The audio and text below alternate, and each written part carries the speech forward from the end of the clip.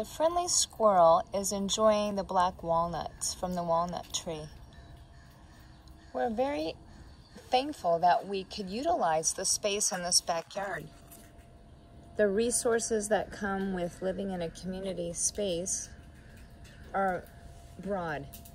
And if you notice in the backdrop, the bamboo, we were able to use some of that bamboo to make this makeshift trellis over here for one of our garden beds. Today, I just wanted to show you how much we've grown in our garden. If you watched the video I posted about 2 months ago, these little heirloom tomato plants have skyrocketed. The last one over there near the house is over 7 feet tall. Most of our plants were planted directly from seed. I've laid out some of our seed packets. You can see that there. I ordered these from Baker Creek Heirloom Seeds.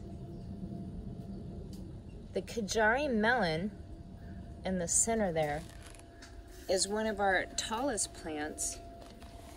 I'll show you the biggest baby we have on the vine right now. So exciting, because with the help of the community, helping us with the garden beds, helping us with the soil, and again with making a trellis, that little baby right there is going to develop more and more every day with the sunlight, the water, the love that we give.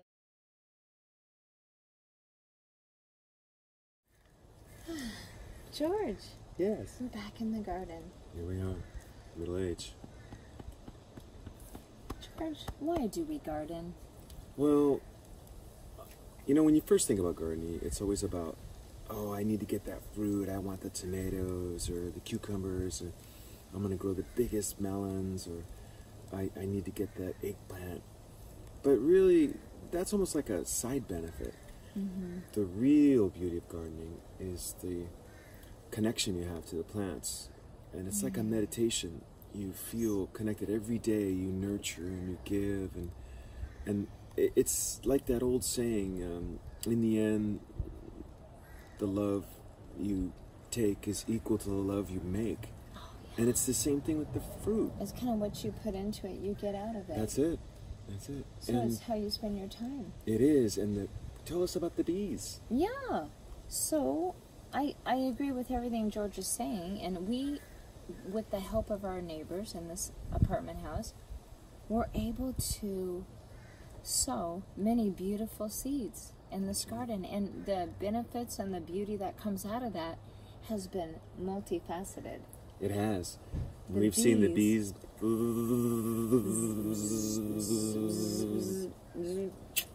The bees are doing the flower dance.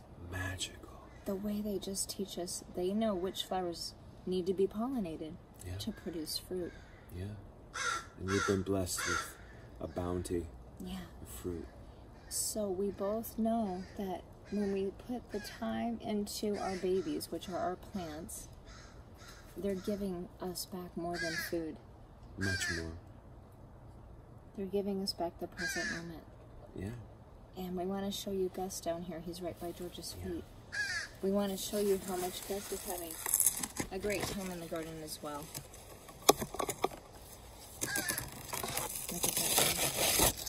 Underneath the zucchini. There's baby boy Gus. Baby bear. Baby bear. Yeah.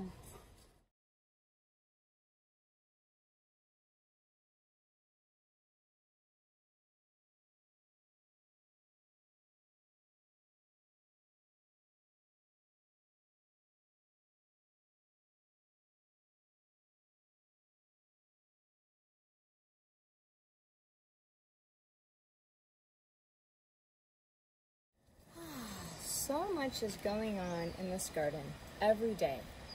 And George and I have noticed the strength in the diversity of our crops. Can you bring that camera a little closer, George? Yes. Can you get down here and see this cucumber? We have these beautiful cucumber plants planted right next to our eggplant. Oh, yeah. Can you see that eggplant in there? Yeah. So the strength that comes with planting diverse crops such as cucumbers and eggplants and heirloom tomatoes has made our garden strong. We haven't seen much activity in the way of tomato plants or any plants being attacked by insects. Only the good pollinators. Can you see the bee in here, George?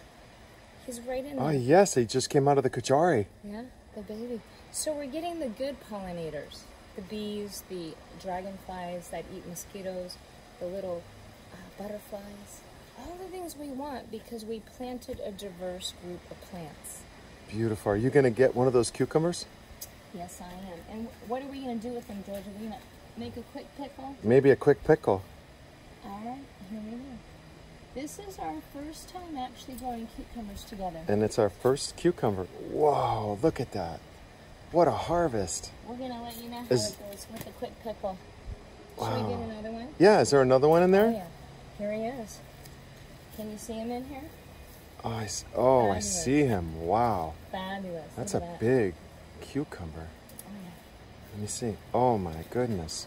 You should look feel at that guy. He wow. is very... I can't stop looking at the bees. There's another bee in the kajari melon. Oh. This cucumber feels very firm. Yes, and those Did kajaris. you see them come out? Yep. Yeah.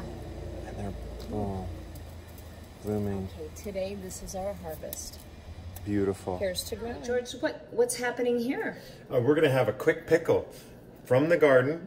We've got some lime basil, some garlic. This is some beautiful fennel that's in bloom. We've got coconut sugar, cumin. We've got a little bit of apple cider vinegar and pickling salt. And then these beautiful slicers. Look how gorgeous they are from the garden. And I love that we can look right outside and see our garden. Yes, our garden. I'm so excited about. This is the first time from our garden that I've gathered things and pickled. Other times I bought from the store, so this is just a beautiful blessing, and here's to growing. Here's to growing, and there's that cucumber plant right out the window.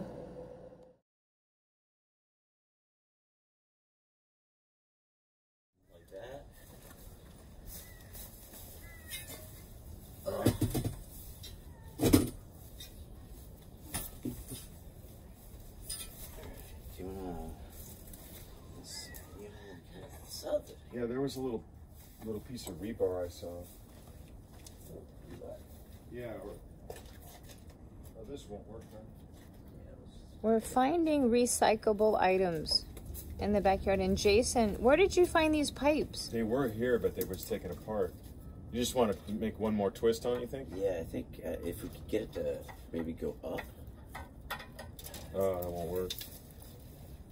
And then, yeah, we don't want to damage those threads. We're trying to construct, well, Jason and George have the ability to construct a trellis for the kajari melon that's in process of growing.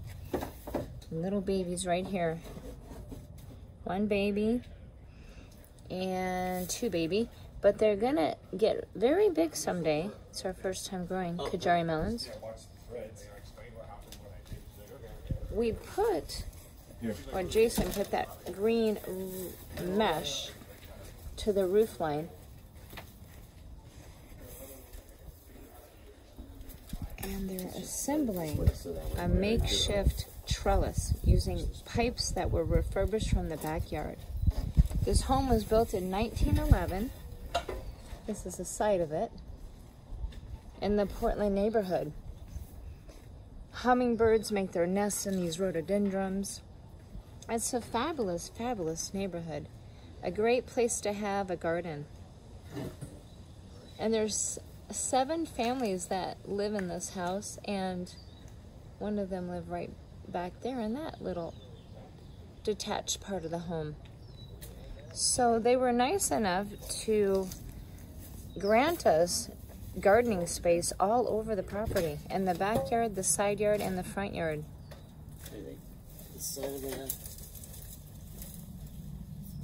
So we'll come back and see what's happening soon. I believe in the diversity and creativity of our garden.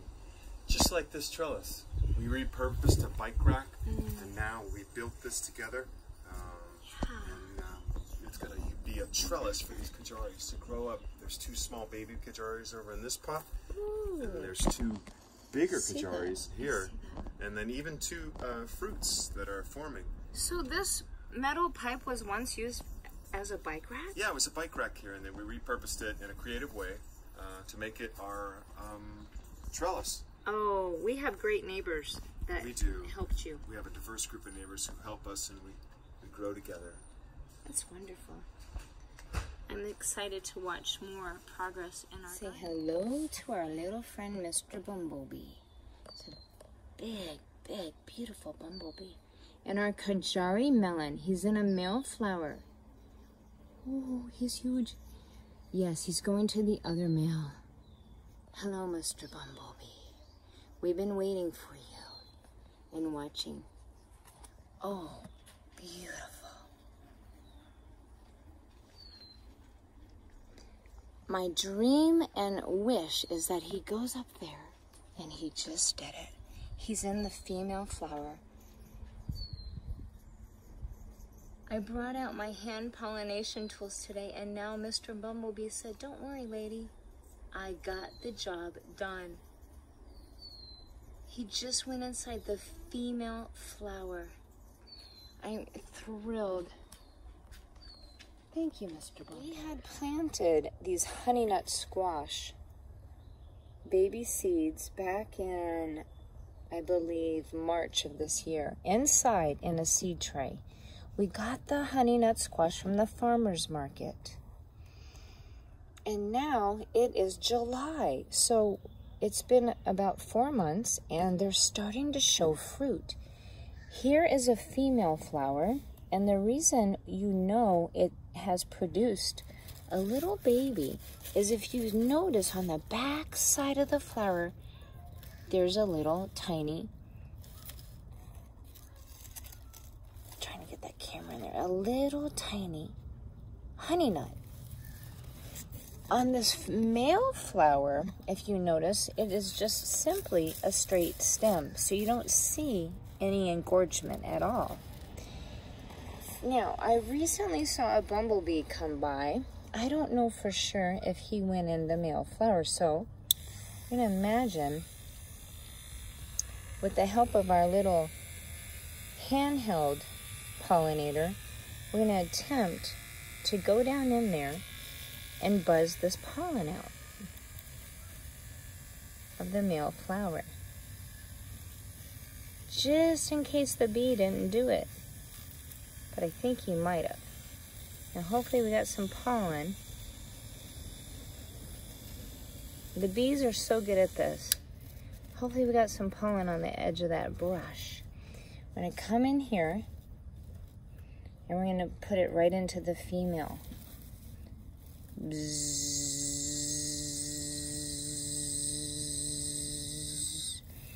Now again, I believe the bee may have already done it because that little tiny baby back there looks pretty good.